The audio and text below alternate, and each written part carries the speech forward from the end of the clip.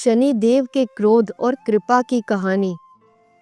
राजस्थान के वीराने में बसा था कुंड गांव, एक ऐसा गांव जिसकी किस्मत मानो शनि देव के क्रोध से जकड़ी हुई थी। गांव के पूर्व में एक पुराना मंदिर था, शनि धाम। 100 साल से उसके दरवाजे पर ताला पड़ा था, जंजीरें लिपटी थी और वहां कोई जाता भी नहीं था। बुजुर्ग कहते थे जब यह मंदिर खुला था तब गांव समृद्ध था, लेकिन फिर एक दिन गांव के लालची जमींदार ने मंदिर के अंदर रखे सोने के आभूषण चुरा लिए और पूजा का दीप बुझा दिया। उसी रात से शनि देव का कोप बरसा और गांव पर अंधकार छा गया। सूखा पड़ा, महामारी आई, पशु मरने लगे और गांव वालों ने उस दिन के बाद से मंदिर का नाम लेना भी छोड़ दिया। समय बीतता गया, पीढ़ियां बदली, लेकिन मंदिर का दरवाजा बंद ही रहा। डर और अंधविश्वास ने गांव को जकड़ लिया। लोग मानते थे कि जो भी मंदिर का दरवाजा खोलेगा उसकी मौत निश्चित है। मगर फिर आया साल 2025। गांव में पंचायत चुनाव हुए और चुनी गई एक नई पढ़ी लिखी जागरूक प्रधान, दिया ठाकुर। दिल्ली से समाज शास्त्र में स्नातक कर चुकी दिया बचपन से मंदिर की रहस्यमयी कहानियां सुनती आई थी, लेकिन उसका विश्वास था कि धर्म डर नहीं, न्याय और सुधार का रास्ता होता है। उसने निर्णय लिया कि अगर शनिदेव न्याय के देवता हैं तो वो क्षमा भी करेंगे। उसे लगा गांव पर कोई श्राप नहीं, बल्कि हमारी कायरता और पापों का बोझ है जिसे हमें स्वीकार करना होगा। दिया ने पंचायत बुलाई और गांव के लोगों को संबोधित करते हुए कहा कि अब वक्त आ गया है उस दरवाजे को खोलने का। पहले तो हड़कंप मच गया, ये लड़की गांव को बर्बादी की ओर ले जा रही है, हमें छोड़कर मत जाओ शनिदेव। लेकिन धीरे धीरे कुछ बुजुर्ग महिलाएं और युवा दिया के साथ हो गए। दिया ने गांव में 7 दिन का सामूहिक प्रायश्चित यज्ञ आरंभ करवाया। हर परिवार से एक सदस्य उसमें भाग लेता। पुराने पुजारी पंडित माधव शास्त्री, जो अब तक एकांतवास में जी रहे थे, इस यज्ञ का संचालन करने को राजी हो गए। यज्ञ मंडप में बैठकर उन्होंने कहा, शनि देव को प्रसन्न करने का मार्ग है अपने पापों की स्वीकारोक्ति और भविष्य में सुधार का संकल्प। फिर एक अद्भुत दृश्य हुआ। किसान रोते हुए सामने आया और बोला, मैंने अपने मजदूरों को पूरा पैसा नहीं दिया। साहूकार ने माना कि उसने एक विधवा की जमीन हड़प ली थी। युवाओं ने नशा, चोरी और धोखेबाजी की बातें मानी। ऐसा लग रहा था जैसे गांव की आत्मा वर्षों बाद जाग रही हो। उस दिन शाम को पहली बार गांव में हल्की बारिश हुई, एक सुखद सौम्य वर्षा जो सालों के सूखे को तोड़ने आई थी। गांव वालों ने इसे शनि देव की स्वीकृति माना। दिया ने घोषणा की कि शनिवार अमावस्या को मंदिर का दरवाजा खोला जाएगा, सारा गांव उपस्थित रहेगा और वही दिन गांव की किस्मत का निर्णायक क्षण होगा। शनिवार आया, आसमान बादलों से ढका था, सूरज नहीं निकला था। गांव के सभी लोग मंदिर के सामने इकट्ठा हुए।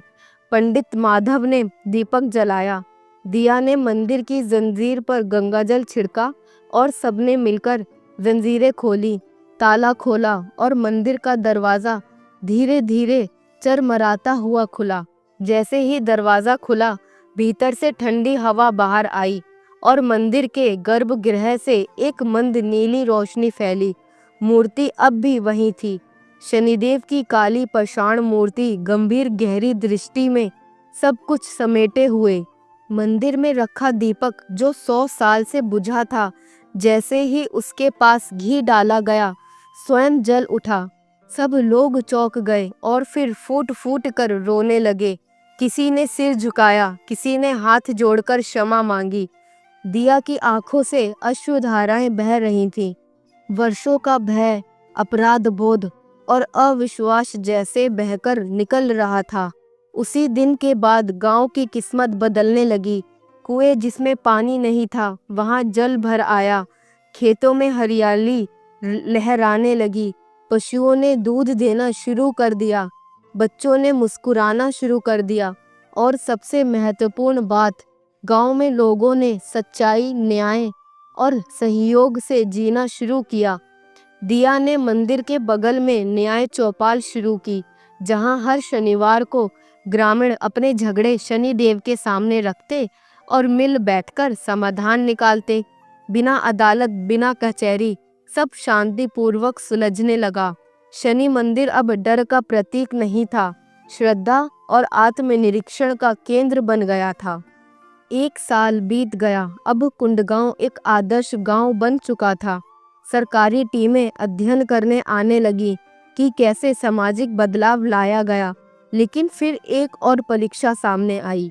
एक बड़ा बिल्डर गांव में आया। उसने मंदिर के पास की जमीन खरीदने का प्रस्ताव रखा, रिजॉर्ट बनाने के लिए। वह रिश्वत देने को तैयार था। गांव में फिर से फुसफुसाहट शुरू हुई। इतने पैसे से गांव की तकदीर और बदल सकती है।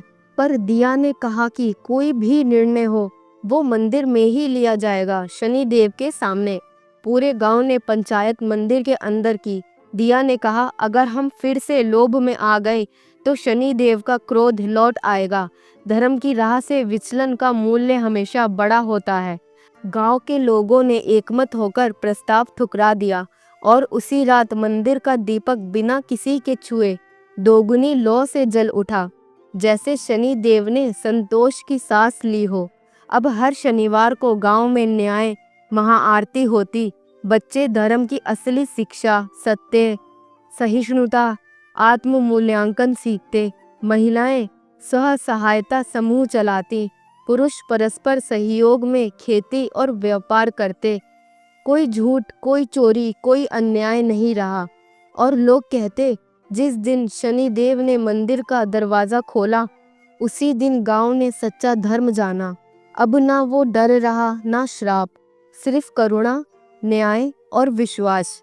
दिया ने अंत में कहा, धर्म सिर्फ पूजा नहीं है, बल्कि खुद को हर दिन बेहतर बनाने का मार्ग है। शनिदेव की मूर्ति के सामने अब भय नहीं, बल्कि आत्मबोध के आंसू बहते थे। शनिदेव जो न्याय के प्रतीक हैं, तब क्रोधित होते हैं जब हम अपने पाप छिपाते हैं, लेकिन जब समाज एक साथ प्रायश्चित करता है, तब वही शनिदेव कृपा के स्रोत बन जाते हैं। दोस्तों, अगर ये कहानी आपके दिल को छू गई हो तो इसे ज़रूर लाइक करें, अपने दोस्तों और परिवार के साथ शेयर करें। ऐसी ही और प्रेरणादायक कहानियों के लिए हमारे चैनल को सब्सक्राइब करना ना भूलें। आपकी एक छोटी सी प्रतिक्रिया हमें और बेहतर कहानियाँ लाने के लिए प्रेरणा देती है। जाते जाते कमेंट बॉक्स में ये भी बताते जाएं कि आपको ये कहानी कैसी लगी। हर हर महादेव।